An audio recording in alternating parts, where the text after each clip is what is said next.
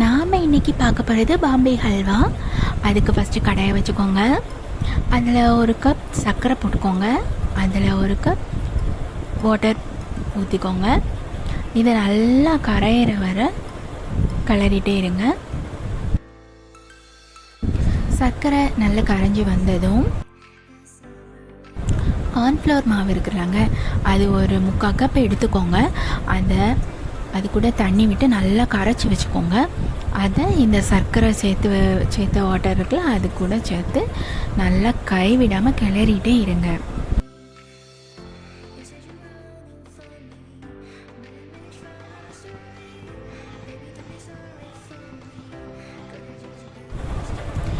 நீங்கள் கைவிடாமல் கிளறிட்டே இருக்கும்போது உங்களுக்கு அழகான ஒரு ஸ்ட்ரக்சர் வரும்.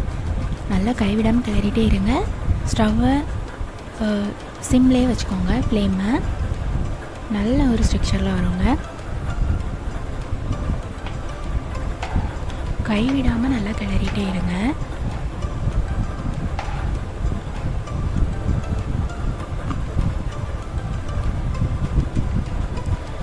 இடையில கொஞ்சம் கொஞ்சமாக நெய் சேர்த்துக்கோங்க. நெய் அல்லது டால்டா எதுனாலும் சேர்த்துக்கலாம். கொஞ்சமாக ஏலக்காய் தட்டி போடுங்க, அது ரொம்ப வாசனையாக இருக்கும். அந்த ஸ்ட்ரக்சரை பாருங்கள், எவ்வளோ அழகாக ஒரு மிரர் மாதிரி வந்திருக்கு. பார்க்க ரொம்ப அழகாக இருக்குங்க. வாசனையும் ரொம்ப நல்லா இருக்கும். இது ஆல்மோஸ்ட் நீங்கள் ஒரு 15 மினிட்ஸ்லேயே பண்ணிடலாங்க. நம்ம ஃப்ளேமை எப்போவுமே சிம்லே தான் வச்சுக்கணும். தேவைப்பட்டால் கொஞ்சம் லைட்டாக ஹை பண்ணிக்கலாம். கேஷ்யூ, கிஸ்மிஸ் எதனால போட்டுக்கலாம். நான் இதில் வறுத்த நிலக்கடலை தான் சேர்த்துருக்கேன். எனக்கு அது ரொம்ப பிடிக்கும் டேஸ்ட்டு, அதனால் நான் சேர்த்துருக்கேன். கைவிடாமல் நல்லா கிளறிட்டே இருங்க.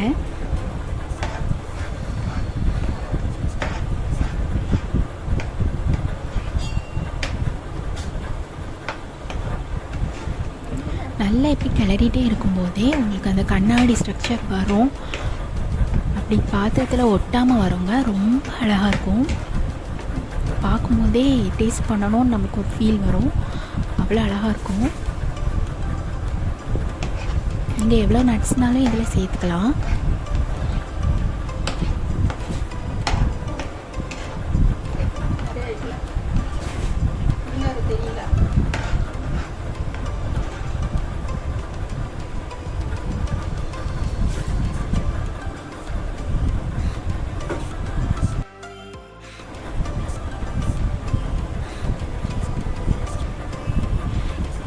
நல்லா கிளறி விட்டுட்டே இருந்தீங்கன்னா நமக்கு தேவையான சுவையான ஹல்வா கிடைச்சிடும். இதை நீங்கள் ஒரு நெய் தடவான பிளேட்டில் விட்டுக்கோங்க.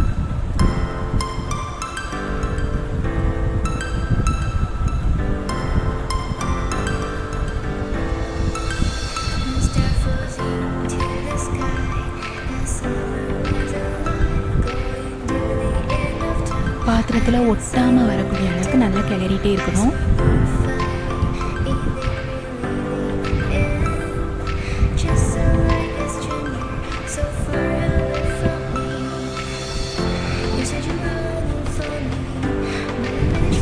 ஃபுல்லாக ஹல்வா ஒட்டாமல் இப்படி அப்படியே வலுவலுன்னு வருங்க.